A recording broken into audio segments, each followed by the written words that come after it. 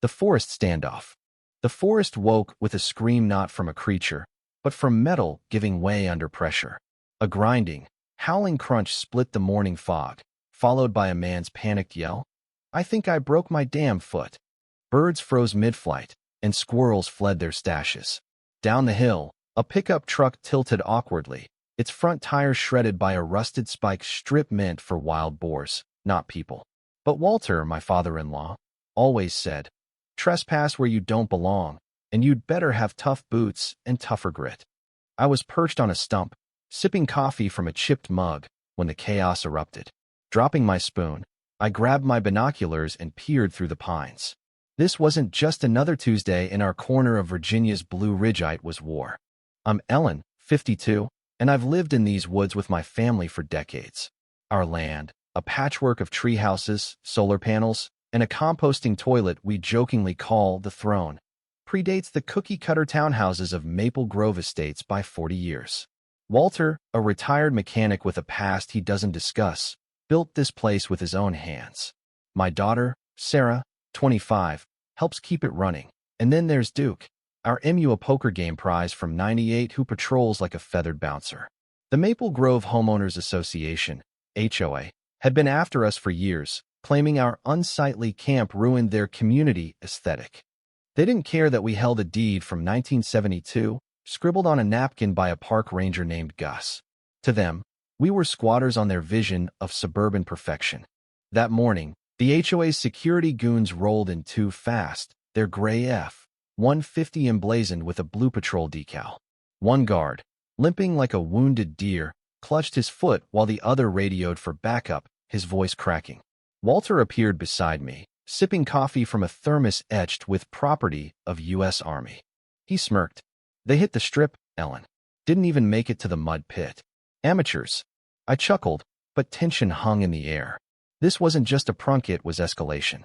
The HOA had sent notices before, stapled to our fence with demands for compliance.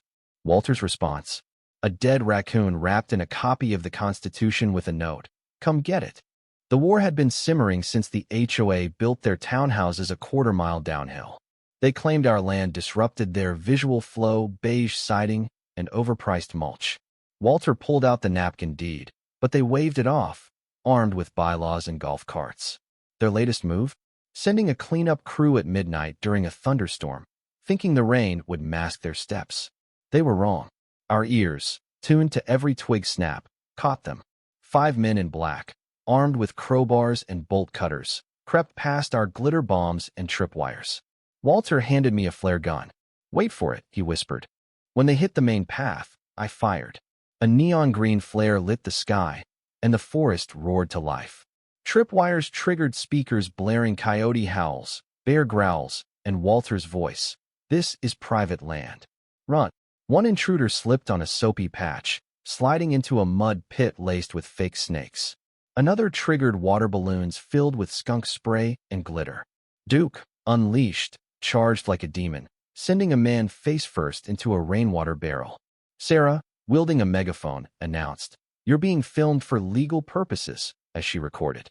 The crew fled, one sliding down a Vaseline-coated tree, another startled by a scarecrow screaming, "Get off my lawn." They left behind tools, a boot, and their pride. The sheriff arrived at noon, hands raised like he expected an ambush. "I come in peace."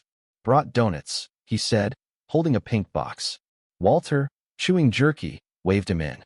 "They say your traps mauled their truck," the sheriff said. Walter grinned. "Boar traps, on my land, for boars. Didn't expect corporate critters." Sarah stepped in. "They trespassed, Sheriff. We're just defending what's ours." He sighed, took a maple bar, and left, muttering about county involvement. Duke eyed him the whole time. Days later, Sarah's friend Lisa, a clerk at the county records office, called. "You need to see this," she said, voice low. In a dusty basement room, she showed us zoning maps from the '70s, proving our land was ours. But a 2003 revision, filed quietly by the HOA's consultants, had shifted the boundary 30 feet onto our property. "They're trying to erase you on paper," Lisa said. Sarah clutched our napkin deed. "This trumps their lies." We digitized Walter's photos, clippings, and a notebook titled "The Land That Held Us," storing copies everywhere: Lisa's office, the library, even with my cousin in Roanoke. Then, the tide turned.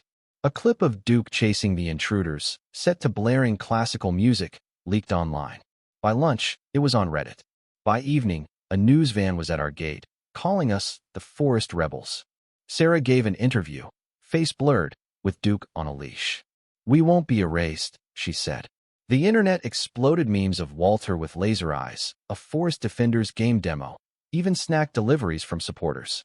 The HOA, swamped with prank calls and pizzas, hid behind a virtual board meeting. A whistleblower, a former HOA member, sent damning emails revealing plans to turn our land into an eco-retreat for tech brothers. Armed with this, Lisa's maps, and Walter's records, we faced the county council. No drama, just silence as they realized they'd been duped. They ordered the HOA to redraw their lines and apologize. The apology came, grudging and nameless, which we framed like a trophy.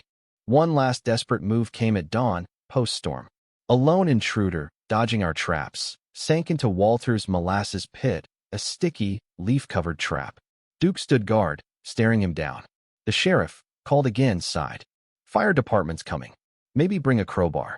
The man, mud-caked and silent, was hauled out. His mission failed. We celebrated with a cookout: squirrel stew, squash, and chipped mugs.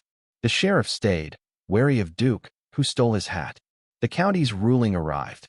Our land was ours, the HOA's claims void. They pulled back, their apology nailed to our fence. The traps became relics: glitter cannons for July 4th, nets for hammocks. Sarah started teaching survival skills online, and I began sketching a comic, Molasses Pit Justice. Walter kept writing in his notebook, tension gone from his shoulders. This wasn't just about land. It was about roots, ours, too deep to pave over. We mounted the spike strip on a board, painted with "Boundaries Matter," next to Duke's coop. Visitors came, some to laugh, others to learn.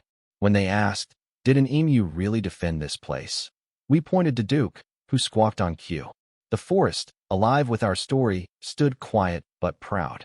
What do you think about fighting for what's yours, even if it means traps and chaos? Was our family right to dig in, or did we go too far? Share your thoughts in the comments, especially on standing up to injustice or when violence becomes a tool for survival. Let's hear your stance.